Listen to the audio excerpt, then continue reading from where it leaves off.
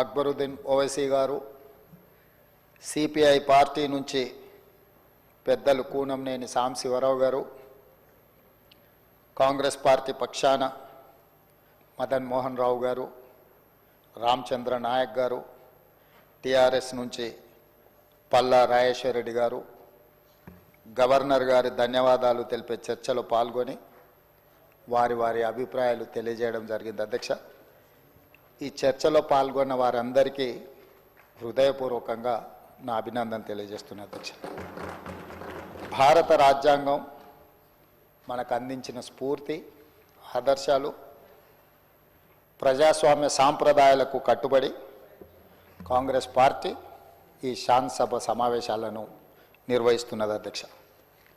అధ్యక్ష, ఒకసారి తెలంగాణ రాష్ట్రం ఏర్పడ్డ తర్వాత గత ప్రభుత్వాల యొక్క వ్యవహార శైలిని ప్రజాస్వామ్యం పట్ల డాక్టర్ బాబాసాహెబ్ అంబేద్కర్ గారు అందించిన మన భారత రాజ్యాంగాన్ని మనందరం ఇదే బైబిల్గా, ఖురాన్గా, భగవద్గీతగా ఒక గొప్ప ప్రపంచ దేశాలతో పోటీపడి ముందుకు నడిపించే ప్రజాస్వామ్య దేశంగా పరిణమిల్లడానికి భారత రాజ్యాంగం ఉపయోగపడ్డది.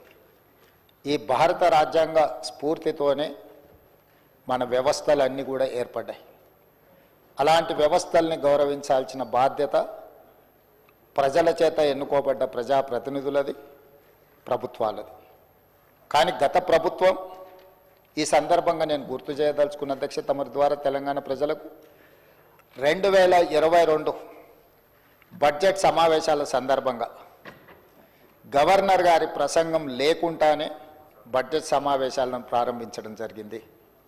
అదేవిధంగా 2023 బడ్జెట్ సమావేశాల సందర్భంగా గవర్నర్ గారి ప్రసంగం లేకుండానే సమావేశాలను నిర్వహించాలని ఆలోచన చేస్తే ఆ రోజు కోర్టు కొంత కఠినంగా సూచన చేయడంతో విధిలేని పరిస్థితిలో గవర్నర్ గారి ప్రసంగాన్ని ఈ ఉభయ సభలను ఉద్దేశించి ప్రసంగించడానికి గత ప్రభుత్వం అనుమతి ఇచ్చింది. ఇది దురదృష్టకరం అధ్యక్ష. ప్రజాస్వామ్యము, ఈ ప్రభుత్వాలు ఏ ఒక్క వ్యక్తుల యొక్క సొంత ఆస్తి కాదు అధ్యక్ష. ఇది మన పెద్దలు, మన పూర్వీకులు మనకు వారసత్వ సంపదగా ఇచ్చి ఈ సాంప్రదాయాలను ఇంకా బలపరిచి బలోపేతం చేసి ప్రజాస్వామ్యం వేళ్ళూనుకునే విధంగా ముందుకు తీసుకెళ్లాలని ఎంతో విశ్వాసంతో ప్రజలు మనకి అవకాశం ఇచ్చారు. కానీ ఒక మహిళ, ముఖ్యంగా బలహీన వర్గాలకు సంబంధించిన మహిళ ఈ రాష్ట్ర గవర్నర్గా ఉంటే ఆ మహిళను ఎన్నోసార్లు గవర్నర్ హోదాను వ్యక్తిగా మహిళను అగౌరవపరిచి కించపరిచే విధంగా మాటలు, సూటిపోటి మాటలతో ఆనాటి గవర్నర్ గారిని గత ప్రభుత్వం అవహేళన చేసింది. కానీ మా ప్రభుత్వం వ్యక్తిగతంగా ఈ వ్యవస్థల్ని, ఈ వ్యవస్థల యొక్క విలువలని తగ్గించడానికి మేము ప్రయత్నం చేయదలుచుకోలేదు అధ్యక్ష.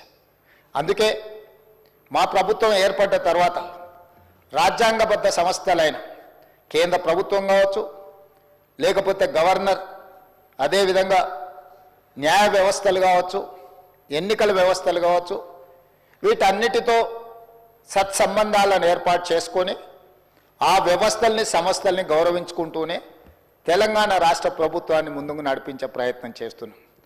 అందులో భాగంగానే నిన్న మన గవర్నర్ గారి ప్రసంగం ప్రజాస్వామ్య స్ఫూర్తిని ఈ దేశ ప్రజలకు గుర్తు చేయడంలో భాగంగానే వారు ప్రస్తావించడం జరిగింది అధ్యక్ష. అదేవిధంగా అధ్యక్ష, నేను మిత్రులు శాసనసభ్యులని మేము 6 సార్లు ఎన్నికైనాం, 7 సార్లు ఎన్నికైనామని, 10 ఏళ్ళు మంత్రులుగా చేసినామని, 10 ఏళ్ళు తెలంగాణ ఉద్యమం చేసినామని గొప్పలు చెప్పుకునే వాళ్ళు అక్కడ మీడియా సెంటర్లో మాట్లాడుతూ ఇది కాంగ్రెస్ పార్టీ ఎన్నికల మేనిఫెస్టో లాగానే ఉంది, గాంధీ భవన్లో తయారు చేసిన ప్రసంగం లాగానే ఉంది, ఇది కాంగ్రెస్ పార్టీ ఆలోచన విధానానికి ఉంది, మేము తప్పు పడుతున్నామని వాళ్ళు మాట్లాడినారు అధ్యక్ష.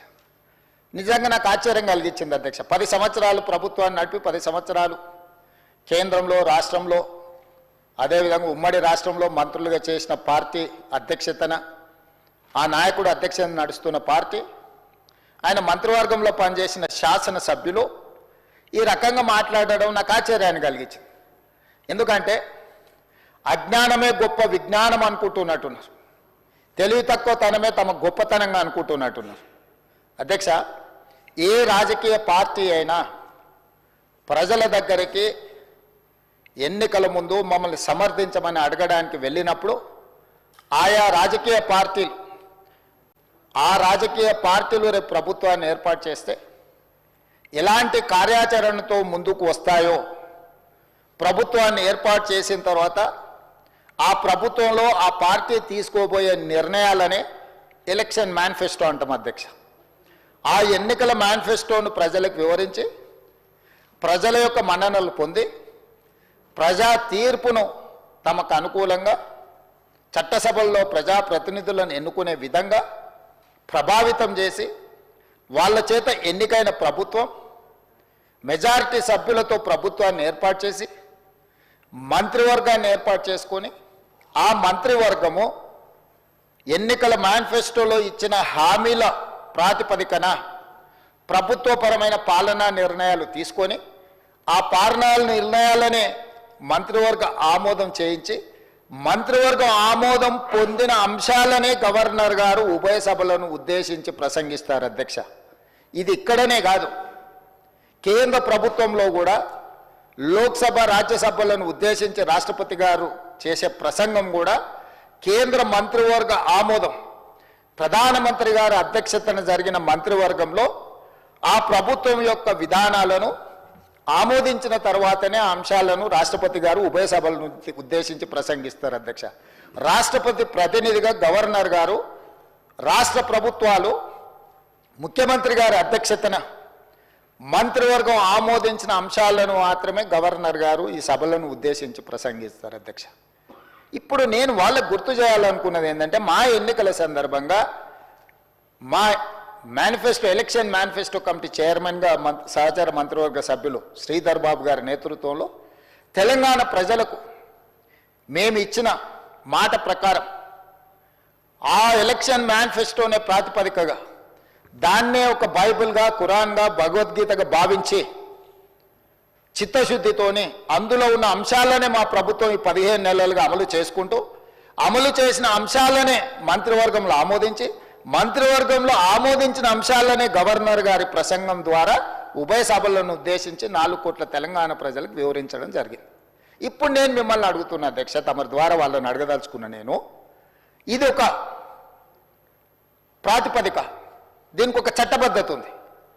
మరి మా పార్టీ ప్రజల దగ్గరికి వెళ్ళి ప్రజల యొక్క మన్ననలు పొంది ప్రభుత్వాన్ని ఏర్పాటు చేసిన ప్రభుత్వం తీసుకున్న నిర్ణయాలను గవర్నర్ ప్రసంగంలో మేము పొందుపరిస్తే దాన్ని తప్పుబట్టి అవహేళన చేసి ఇది కాంగ్రెస్ పార్టీ విధానం లాగానే ఉంది అట్లెట్లుంటుంది అంటారు ఏంది అధ్యక్ష? గవర్నర్ గారి ప్రసంగం కాంగ్రెస్ విధానాలకు వ్యతిరేకంగా ఉండదు అధ్యక్ష. ఈ ప్రభుత్వమే కాంగ్రెస్ ప్రభుత్వం, ఇది ప్రజాప్రభుత్వం, ప్రజాపాలన అధ్యక్ష. మా విధానము, మా ఆలోచనను, మేం ప్రజలకు చేసిన పనులను మాత్రమే గవర్నర్ గారి ప్రసంగంలో పొందుపరుస్తాము. ఈ మాత్రం అవగాహన లేని వాళ్ళు 10 సంవత్సరాలు మేము మంత్రులుగా పనిచేసినామని చెప్పుకోవడానికి వాళ్ళకి అర్హత ఉందా అని నేను అడుగుతున్నా అధ్యక్ష. 10 సంవత్సరాలు వాళ్ళు ప్రభుత్వం నడిపినప్పుడు ఆనాటి గవర్నర్ ప్రసంగాలు, ఆనాటి మంత్రివర్గ ఆమోదం లేకుంటేనే గవర్నర్ గారు సొంతంగా ప్రసంగించారు అధ్యక్ష. వాళ్ళ గవర్నర్ వ్యవస్థ మీద నమ్మకం లేకపోవచ్చు, మహిళల పట్ల గౌరవం లేకపోవచ్చు, ఆనాటి గవర్నర్ గారిని వారు కించపరిచిండ్రు, అవమానపరిచిండ్రు, అసహ్యకరమైన భాషలో తిట్టిండ్రు అధ్యక్ష. ఇట్లాంటి సాంప్రదాయాలకు కాంగ్రెస్ పార్టీ వ్యతిరేకం, మా ప్రభుత్వం వ్యతిరేకం అధ్యక్ష. మేము ఇట్లాంటి తప్పులు చెయ్యం. గవర్నర్ వ్యవస్థను గౌరవించే బాధ్యత మాది. మనం రాసుకున్న రాజ్యాంగం అధ్యక్ష, ఇది మనం తెచ్చుకున్న రాజ్యాంగం అధ్యక్ష. అందుకే గవర్నర్ గారిని గౌరవించి గవర్నర్ గారి ప్రసంగాన్ని, గవర్నర్ గారి ప్రసంగంలో ఏమైనా ప్రజలకు ఇంకా మేలు చేయడానికి ఏమైనా మీరు సూచనలు చేయాలనుకుంటే వాటి సూచనలు చేస్తే తప్పకుండా ప్రభుత్వం రేపు బడ్జెట్లో ప్రవేశపెట్టబోయే బడ్జెట్లో ఉప ముఖ్యమంత్రి గారు ఆ అంశాలను కూడా చర్చకు తీసుకొని వాటిని అందులో పొందుపరిచి ముందుకు వెళ్తాం అధ్యక్ష. కానీ ఈరోజు వాళ్ళు ఇట్లా మాట్లాడాల్సిందంతా మాట్లాడతాం, ఎవరు మాట్లాడినా అడ్డుకుంటాం, ఆ తర్వాత మేము వెళ్ళిపోతాం. ఖాళీగా ఉన్నది కదా అధ్యక్ష. మన పార్లమెంట్ ఎలక్షన్లు ఇదే జరిగింది కదా అధ్యక్ష. నేనేం చెప్పినా సున్నా అవుతుంది, గుండు సున్నా అవుతుంది అని చెప్పిన కదా అధ్యక్ష. ఇట్లనే వివరిస్తే రేపు శాసనసభలు కూడా గుండు సున్నా అవుతుంది అధ్యక్ష. అదేవిధంగా అధ్యక్ష, ప్రజల సంక్షేమం, ప్రజా శ్రేయస్సు కోసం మేము పరితపిస్తూ ఉన్నది ఉన్నట్టుగా కళ్ళకు కట్టినట్టుగా చెప్పాలనేదే నా తాపత్రయం అధ్యక్ష. అబద్ధాల ప్రాతిపదికన ప్రజల్ని మభ్యపెట్టి ప్రతిపక్షాలను లేకపోతే వాళ్ళ మీద ఆధిపత్యం చెలాయించి వాళ్ళ గొంతు నొక్కి ప్రభుత్వాన్ని మేము నడపాలని అనుకుంటలేము అధ్యక్ష. అందుకే తెలంగాణ రాష్ట్రం దేశంలోనే సమున్నతంగా అన్ని రంగాలలో నిలబెట్టాలనే తాపత్రయంలో మా మంత్రివర్గ సహచరులు తమరు ఈ వ్యవస్థలన్నీ కూడా మా ప్రభుత్వ అధికారులు కూడా సంపూర్ణంగా సహకరించబట్టి చాలా విజయాలు సాధించినాం. ఇంకా సాధించాల్సినవి ఉన్నాయి. ఈ అంశాలకు సంబంధించి ఈరోజు మనం చర్చించుకుంటున్నాం. గవర్నర్ గారు లేవనెత్తిన అంశాలతో పాటు అదేవిధంగా ప్రభుత్వంలో ఇప్పుడు ఈ జరిగిన 15 నెలల పరిపాలన మీద ప్రతిపక్ష సభ్యులు పల్లా రాజేశ్వర రెడ్డి గారు కావచ్చు, జగదీశ్వర్ రెడ్డి గారు కావచ్చు, మహేశ్వర్ రెడ్డి గారు కావచ్చు, లేకపోతే కూనంనేని సాంబశివరావు గారు కావచ్చు, అక్బరుద్దీన్ ఓవైసీ గారు కావచ్చు, మిత్రులు రామచంద్ర నాయక్, ఆది శ్రీనివాస్ గారు, వేముల వీరేశం గారు కావచ్చు, ప్రస్తావించిన అంశాలను అన్నిటిని కూడా దృష్టిలో పెట్టుకుంటాం అధ్యక్ష. ఎందుకంటే ప్రజల శ్రేయస్సు కోసం, ప్రజలకు మేలు జరగాలన్నదే మా ఆలోచన. కాబట్టి ఎవరు ఏమాత్రం తెలంగాణ సమాజానికి ఉపయోగపడే సూచనలు చేసినా వాటన్నిటినీ తీసుకోవడానికి మాకు ఎలాంటి అభ్యంతరం లేదు అధ్యక్ష. ఈ తెలంగాణ ఏళ్ళకేళ్లకు పోరాడిన తెలంగాణ చరిత్ర అధ్యక్ష. అణిచివేతను, అహంకారాన్ని ధిక్కరించి ఎదిరించే ఉద్యమ పునాదులున్న ప్రాంతం తెలంగాణ ప్రాంతం అధ్యక్ష. 10 ఏళ్ల విధ్వంసం, నియంతృత్వ పోకడల నుంచి తెలంగాణ 4 కోట్ల మంది ప్రజలు మార్పును కోరుకొని ఈరోజు ఈ ప్రభుత్వాన్ని ఏర్పాటు చేయడం అధ్యక్ష. అందుకే ఈరోజు మేము ఇక్కడ ఉన్నాం అధ్యక్ష. ప్రజలు మార్పు కోరుకున్నారు, ప్రజాస్వామిక విలువలను పెంపొందించాలని ప్రజలు ఆశించారు. అందుకే ఈరోజు మేము ఇక్కడ నించొని ఈ ప్రభుత్వాన్ని ప్రజల కోసం నడిపిస్తున్నాం అధ్యక్ష. అందుకే అధ్యక్ష, తెలంగాణ రాష్ట్రంలో మా ప్రభుత్వం ఏర్పడిన తర్వాత ముఖ్యంగా రైతుల కోసం, మహిళల కోసం, యువత కోసం, విద్యార్థుల కోసం, నిరుద్యోగ యువకుల కోసం, వీళ్ళందరి కోసం తెలంగాణ రాష్ట్రం యొక్క అభివృద్ధి, తెలంగాణ రాష్ట్ర బ్రాండ్ ఇమేజ్, తెలంగాణ రాష్ట్రాన్ని ప్రపంచ దేశాలతోనే పోటీ పడే విధంగా ఈరోజు పెట్టుబడులను తేవడమే కాకుండా ఈరోజు సంక్షేమము, అభివృద్ధి